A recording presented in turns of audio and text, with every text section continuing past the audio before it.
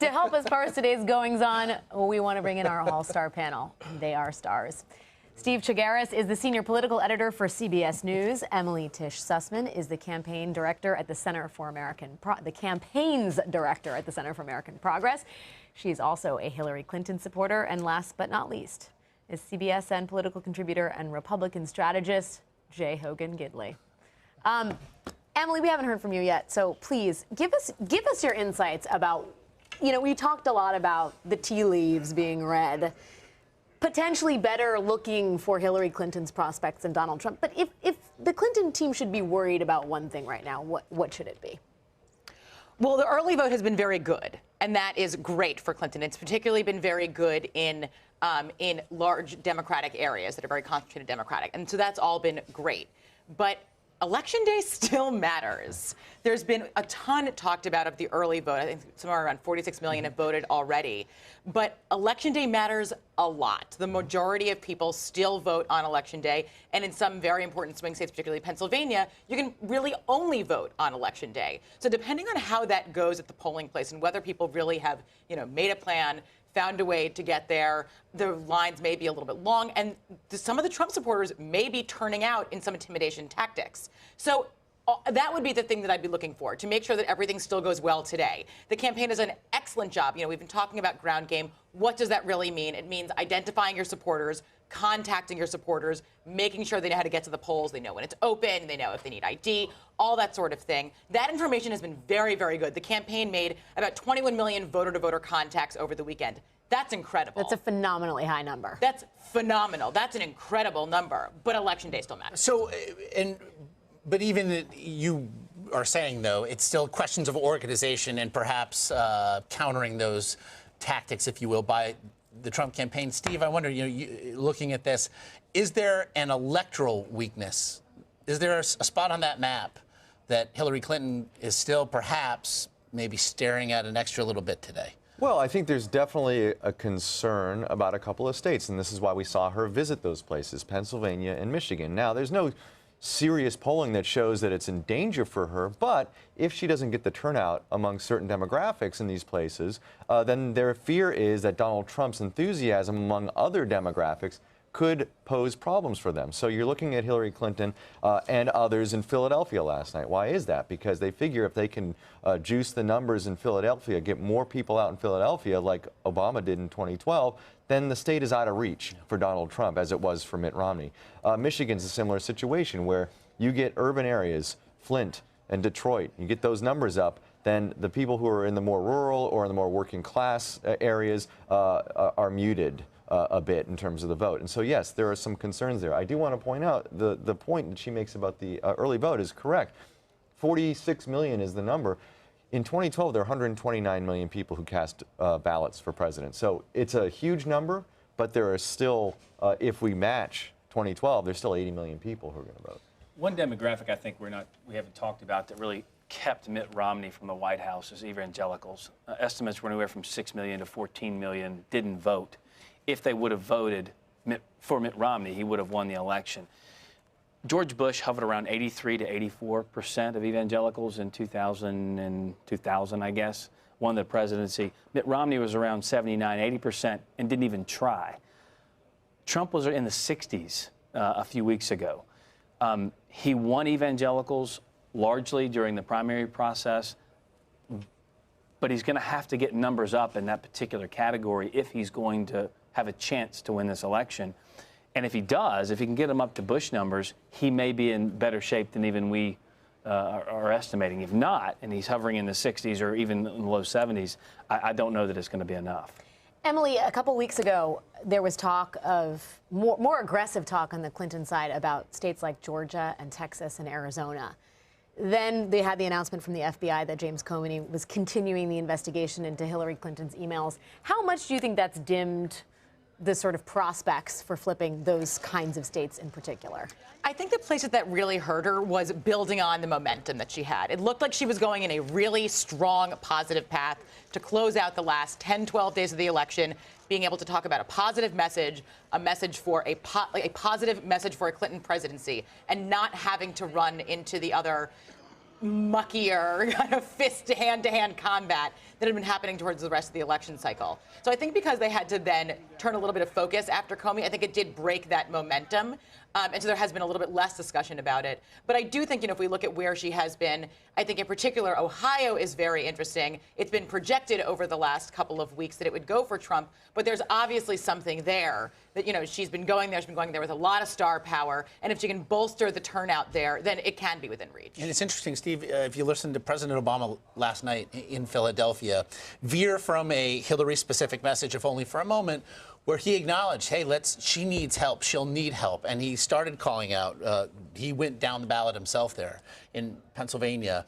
It perhaps speaks not just to the confidence on the part of the campaign that Hillary Clinton has got this thing in the barn, but also the need for effective governance once she get there. As you pointed out today, against the prospects, however bleak at this point, that whoever wins could be looking at one term. Could be. And look at what could happen in Congress, too. So even if the Democrats have a great night in the Senate and they pick up 5, 7 seats, their majority will be razor thin. And if you look 2 years down the road, not to say that I've been counting the days, but by the way, till 2020, there's 1,456 days till the 2020 election. Don't do that to But us. anyway, starting the countdown now, if you want to get that on the screen. This is a math-free program. Yeah, but in terms of midterms, Democrats have a really harsh map to defend in 2018. So whatever majority they get, if they get it in the Senate, may be short-lived. There's not going to be a lot of time for her to get stuff done, and frankly, she's going to have a House, chances are, a House that's going to still be a Republican majority that's not going to necessarily want to cooperate with her. So it's going to be a tough time, and as we've seen, when there's gridlock in Washington, the party in power tends to be looked at most negatively, and at that point it would be Hillary Clinton if she wins. And let's talk, too, you were making a very good point as to why this thing began to change with the Comey emails, but it was trending in Trump's direction before that, and I think for two main reasons before the Comey before Comey reopened that investigation. One was Obamacare. The numbers came out. The administration now admitted that the premiums would go up by an average of 25%, I guess, nationally. In some of these states like Pennsylvania, where it's going to go up 53%, North Carolina, it's going up 40%, Florida, it's going up 14%. Trump actually began to use that in his stump speeches in those states, which is something we thought was a really good deal. Then the Clinton Incorporated stuff comes out, a little muddled for a voter to understand, but it's still the pay-for-play stuff. Then you put Comey on top of that. I think it completely put Hillary on the defensive for the first time, basically in the entire election, as the litigation was about Trump and his attitude and his ability to run the country. And I think those are really kind of the three main factors that began to stem the tide. But let's also go back to this, and you used the star power word. When Trump would go out and give a speech, if it was razor sharp, on point, systematic, surgical, he would give the speech and then that was it. When Hillary goes out and gives a speech, then it's followed by Barack Obama giving a similar speech, bolstering the talking points, Joe Biden giving a speech, Tim Kaine giving a speech. She had the rock star power in the political world with the bully pulpit driving the same message. Trump had his family. That's a much different, albeit some Americans love the juxtaposition of the star power of the politicians, the Washington elite versus an average everyday billionaire family. Don't forget about Ted Nugent, though. The Ted Nugent factor cannot be underestimated in this election. I mean, the list really does. Well, but also it's interesting, though, and I think it cuts both ways with Hillary Clinton, is that the juxtaposition of her with somebody like Michelle Obama also shows voters maybe what they're not getting in somebody like Hillary Clinton, right? And it emphasizes some of these negatives that voters have of her. It was exposed when she said, we left the White House broke. She had to bring Bill Clinton out, and everyone goes, oh, he did a great job of explaining it. And then was like, oh, but he's so much better than her. It's the same thing when she's with Obama or with Michelle. They are so dynamic in the way they speak. They are. It makes her look so flat. I will concede that point. She is not as good a speaker as probably her husband, and I think at this point, everybody loves Michelle. Nobody comes in close to Michelle. Right. She is not as good a speaker. And I do think that having them all on stage together does make a little bit more difficult for her. But the fact that they are there bolstering that point for her. And I thought it was very interesting / weird that last night, the closing the closing speech that Trump gave at his New Hampshire rally before he went to his next closing rally, he went with his stump speech, and then he added in one additional point that was not in his stump speech, which was, I'm here in New Hampshire, and then I'm going to Michigan. And I was like, well, then why are you saying it here in New Hampshire? That's the place that I think that when we talk about disorganization of his organization, that's where I think it matters. If people are there to feel like he's here to make me feel special, he works for me, then why are you talking about this other state that you're now considering is important? I think that may be a little bit of a disconnect for his voters, which could then depress enthusiasm. Maybe he felt he did enough by dropping Tom Brady and Bill Belichick's names. Oh, wow. You brought I went there, didn't I? If he'd only added the at the end, that would have really sealed the deal for him. I think. Wow. Patriots fans everywhere. Just put a little pin in the voodoo doll. Let's just put it this way. Why are we talking about Tom Brady's politics when he's having one of the best years wow. of his career? Incredible. Wow, you're Anyway, going sorry. there. He's incredible. He's Going incredible. there. Well, the good thing about Bill Belichick and Tom Brady is they'll certainly be weighing in on it exhaustively today. Right, I'm we'll sure. Right. get all those Probably points. No opacity over there at all. If we then do make something of an issue, quickly, about the collective surrogacy that Hillary Clinton has employed, I think it does bear mentioning. It's always been something, the part of the job that she has not really taken to. It's never come naturally to her. Right. On the other side, then, while perhaps people want to see the ultimate outsider be alone on the outside, for the disaffected GOP voters, the Republican numbers that sat there in the mid-70s when they had to be in the 90s for him, don't we think that some of those on the fence or just off of it saying, no, I'm not going there, in part are saying that because nobody else is out there for him. There's nobody in leadership out there. I mean, even if I want change, I don't want him in the Oval Office alone, knocking over the desk I don't want alone. that. And I mean, keep in mind that you make a really important point about Republican leadership. The folks from the Republican side of the aisle who have stumped for Trump, Sarah Palin, Newt Gingrich, Rudy Giuliani. None of them are in office. Yeah. That's tough.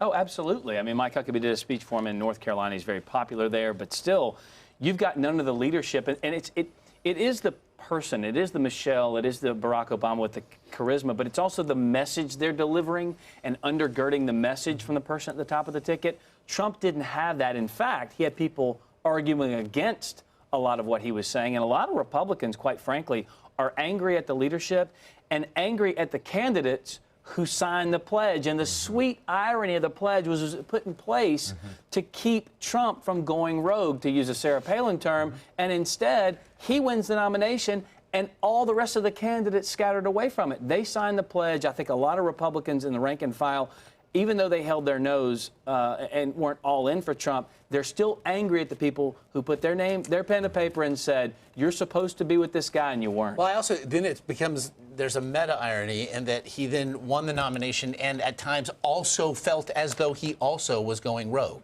which is really... Absolutely.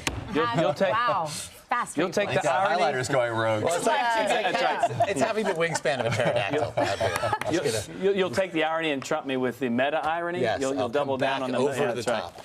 Right. You know, one of the things I just think is worth remarking on when we talk about centers of power in the party, and I did write about this for The Atlantic, but I just don't think it's worth mentioning. The conference of power in the Democratic Party has largely been women on stage together, which is something we've never seen before in American politics. Elizabeth Warren and Michelle Obama have proven themselves to be the most powerful surrogates for Hillary Clinton. And multiple times this campaign season, the signal moments have been between two women and two women only. And on stage. interestingly, I do feel as though if it's possible to have not made enough of the fact that we could conceivably have the first female president in American history tonight, that it hasn't. That's been kind of others receiving votes. Well, in the We top were 25. saying this when she clinched the nomination too. I mean, it was not remarked on. I think what a lot of people felt would have been a historic moment. Part of that, I think, is Barack Obama broke a different ceiling in 2008, and so this maybe doesn't feel as historic to some people, but half the country are women. This is a pretty big deal, and so if she does win, I mean, I think it's something that we can't forget. is a pretty historic moment for this country. Yeah, I think that maybe it wasn't as remarked on as much as we would have expected, partly because there was a little bit of a backlash at the beginning of her running. She did run right from the beginning as saying, I will be the first woman president. That was right out there at the beginning. I'm with her. It was all out there. But there was a little bit of a backlash, I think, partly media-driven, I think partly voter-driven, from young voters in particular, who didn't want to feel like they were being spoken to, and that they didn't have, that there were barriers for them. There were they felt like the possibilities were endless for them. I think over the course of this election, the course of the discourse, and I think particularly where Trump has been as a candidate, has really brought that gender piece back up for people and has allowed for those very powerful moments with women. So, we'll get a little shimmy on, little pantsuit nation. Pantsuit nation. I think that we can leave it at the Yeah. shimmy. That's where we're going to leave it. That's where we are. that. Our control, they're dying slow deaths in there. So we're gonna move along. We love But you. they back. love us. Steve Chigueras, Emily Tish Sussman, Jay Hogan Gidley. We very much appreciate the time. Thank you. collectively. Thanks.